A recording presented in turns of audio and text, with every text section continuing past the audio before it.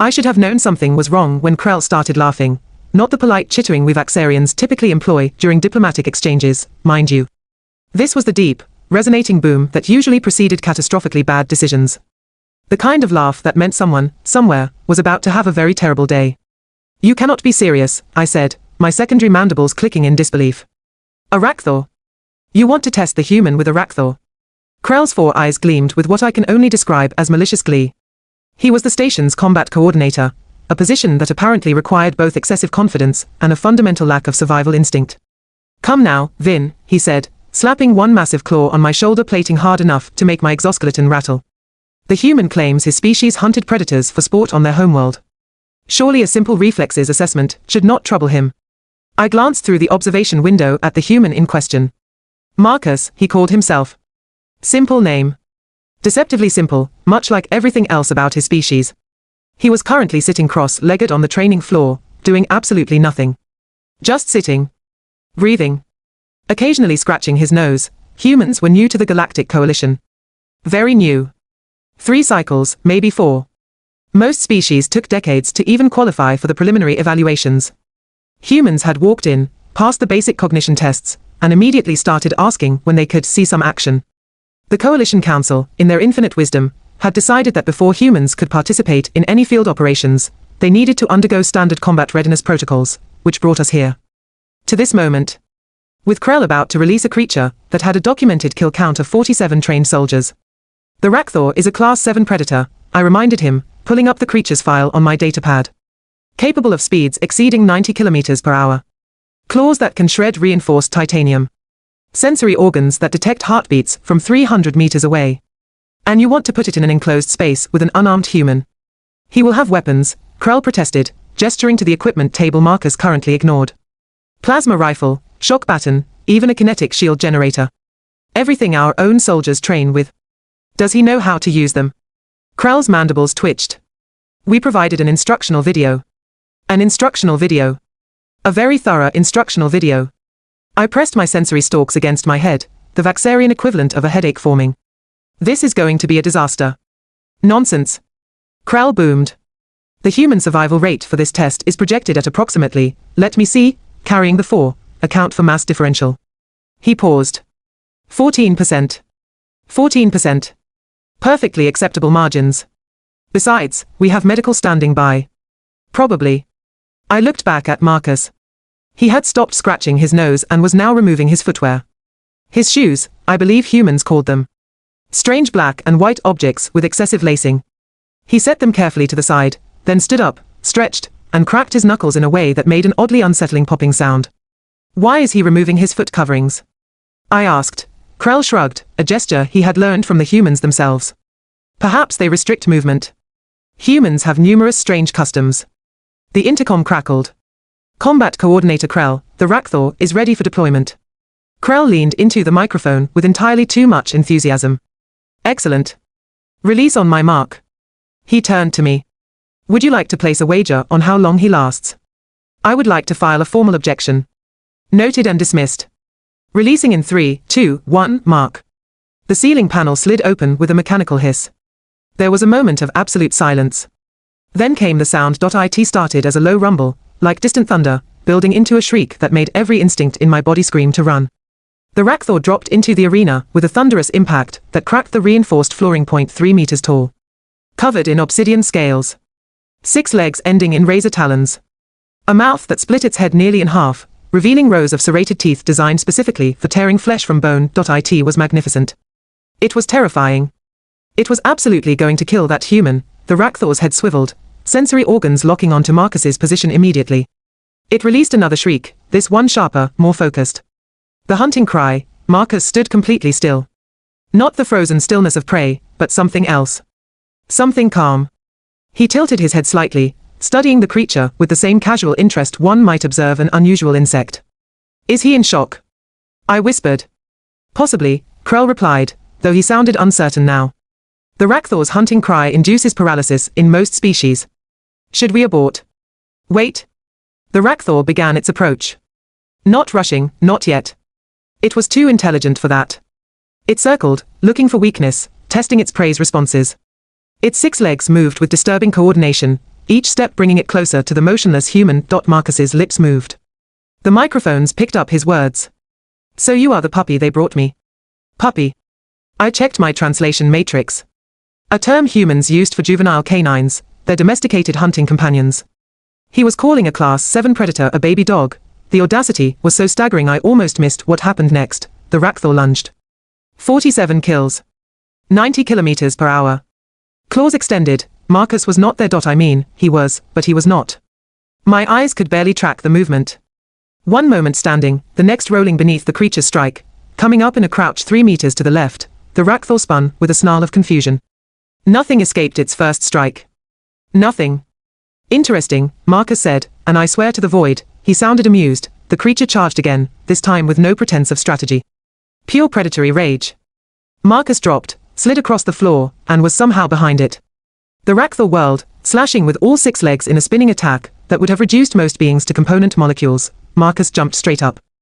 Not using anti-gravity boots. Not assisted by technology. Just jumped. His legs coiled and released like organic springs, sending him over the creature's head in a graceful arc that seemed to defy at least 3 laws of physics I was familiar with. He landed in a roll, came up running, and the chase began. By the ancestors, Krell breathed. He is playing with it. The Rakthor pursued with everything it had. The arena became a blur of motion, scales and flesh, claws and impossible human agility. Marcus vaulted over obstacles, slid under strikes, twisted away from attacks with margins measured in millimeters, and he was laughing, not nervous laughter. Not panicked giggles. Full, genuine laughter, like this was the most entertainment he had experienced in cycles. This is not possible, I said, watching a human being treat a Class 7 predator like a particularly aggressive training exercise. His species does not have enhancement technology. No cybernetics. No genetic optimization. How is he doing this? Krell's mandibles hung slack. The file said humans were persistence hunters on their homeworld. That they would track prey until it collapsed from exhaustion. That does not explain this. No, Krell agreed. No, it does not. The hunt, if it could even be called that anymore, continued for another 10 minutes. The Rakthor was slowing. Actually slowing. A creature bred for combat efficiency, conditioned through generations of selective aggression, was getting tired. Marcus looked like he was warming up. Finally, inevitably, the Rakthor made a mistake. It overcommitted to a strike, putting too much weight forward. Marcus did not dodge this time. He stepped in, moving with that same economical grace, and struck the creature's sensory cluster with his bare hand, not a punch. Not quite. Something more targeted. The Rakthor's legs collapsed beneath it, nervous system temporarily overloaded. Marcus stood over the fallen predator, breathing slightly harder, but nothing more than one might expect after a light jog. He looked up at the observation window, directly at where Krell and I watched in stunned silence. He waved. Then he walked over to where his shoes sat, picked them up, and headed toward the exit door. The Rakthor, recovering from the nerve strike, struggled to its feet. It turned, saw the retreating human, and something absolutely unprecedented happened. It followed him. Not hunting. Not stalking. It walked behind Marcus like a particularly large, scaly dog that had just discovered its new favorite person. The door to the observation deck burst open, with such force I genuinely thought we were under attack. Marcus walked in, barefoot, carrying his shoes in one hand. Behind him, taking up most of the doorway, was the Rakthor. A Class 7 predator. In our observation room. Following a human like a domestic pet, Krell made a sound I had never heard of Axarian produce before. Something between a wheeze and a prayer to extinct gods. Good session, Marcus said cheerfully, dropping into one of our chairs with the casual comfort of someone who had not just survived what should have been certain death. That lizard friend of yours needs better cardio though. Gassed out after 10 minutes. The Rakthor, hearing itself referenced, made a low rumbling sound and settled onto the floor beside Marcus's chair. Its massive head, still equipped with enough teeth to dismantle a cargo shuttle, rested near the human's leg. I could not speak. My translator kept trying to process what I was witnessing and failing spectacularly. You, Krell finally managed, pointing one trembling claw at the creature. You hit it. Once? How did you? What did you? The pressure points on a Rakthor are classified military intelligence. Marcus shrugged, reaching down to scratch behind what I suppose could be called the Rakthor's auditory ridge. The creature's back leg started twitching in apparent pleasure. Everything with a nervous system has weak spots. You just need to know where to look. My grandfather taught me that while hunting gators back home. Gators, I repeated numbly. Alligators. Big reptiles. Mostly teeth and attitude. Kind of like this guy here, but smaller. And meaner, honestly. He patted the Rakthor's head. The creature leaned into the touch. This is not protocol, I said, finally finding my voice. This is extremely not protocol. That creature has killed 47 trained soldiers. 47. Marcus looked genuinely surprised. Huh. Poor thing must have been defending itself. Nobody taught them how to interact properly, did they? He addressed this last part to the Rakthor, who responded with what could only be described as a contented purr. If a purr could sound like grinding metal and distant thunder, Krell activated his communicator with shaking appendages. Security team to observation 7.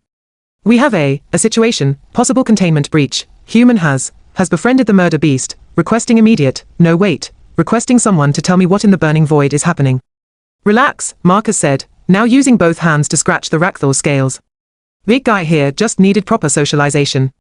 You have been keeping him in isolation, right? Solitary confinement. That messes with pack predators. Makes them aggressive and unstable. Pack predators, I said weakly. The Rakthor is a solitary apex hunter. Nope. Marcus said this with such certainty that I pulled up the creature's biological file, just to confirm I had not suddenly lost all understanding of xenobiology. Look at the leg coordination. The pack hunting formations in his attack patterns. The communication attempts through vocalization. This guy is wired for group dynamics. You have been keeping him alone, so he defaulted to aggressive territorial behavior. Classic stress response. I looked at the file. Then at the Rakthor. Then back at the file.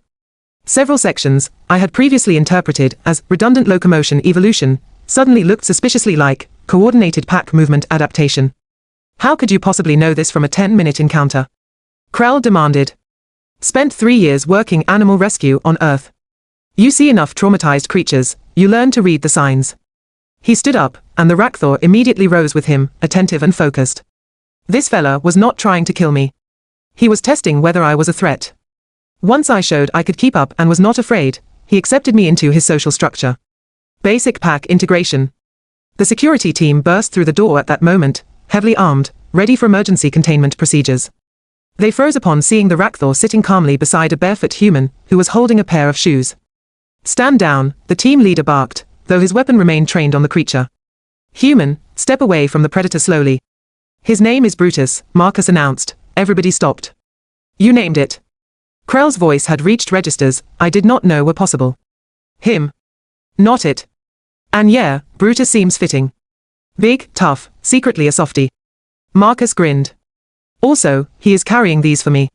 He held out his shoes to the Rakthor, who gently took them in his mouth, careful not to puncture them with his numerous teeth. The security team leader lowered his weapon slightly, looking at his scanner as if it had personally betrayed him. My readings show the creature's stress hormones have dropped by 73%. Aggression markers are nearly absent. This should not be possible. Everything is possible if you approach it correctly, Marcus said. You folks have been treating him like a weapon instead of a living being. No wonder he was acting out. Krell slumped into a chair, which creaked alarmingly under his bulk. This was supposed to be a simple combat assessment.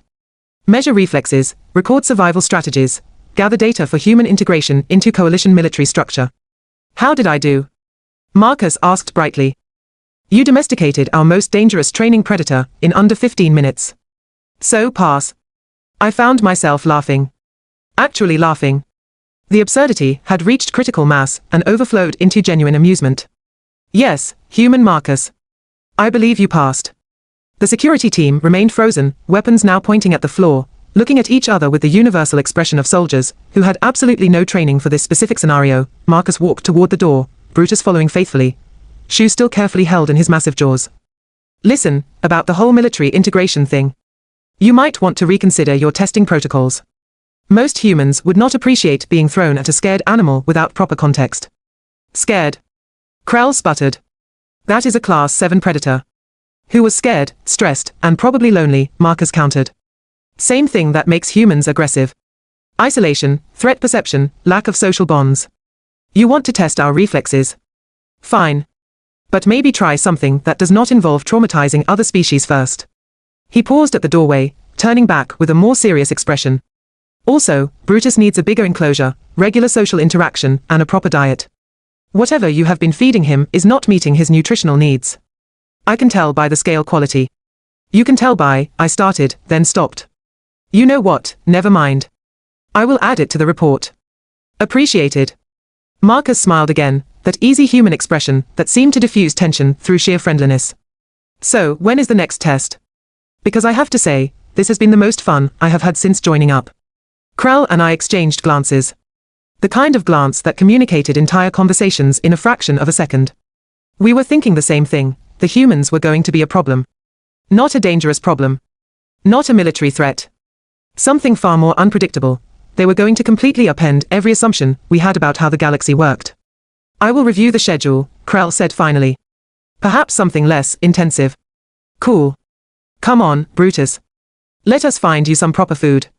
Marcus headed down the corridor, the Rakthor padding along beside him, still carrying the shoes with absurd gentleness. The security team parted like water, nobody quite willing to be the first to tell the human he could not just walk off with a Class 7 predator. After they disappeared around the corner, Krell turned to me. We need to contact the council immediately. Agreed.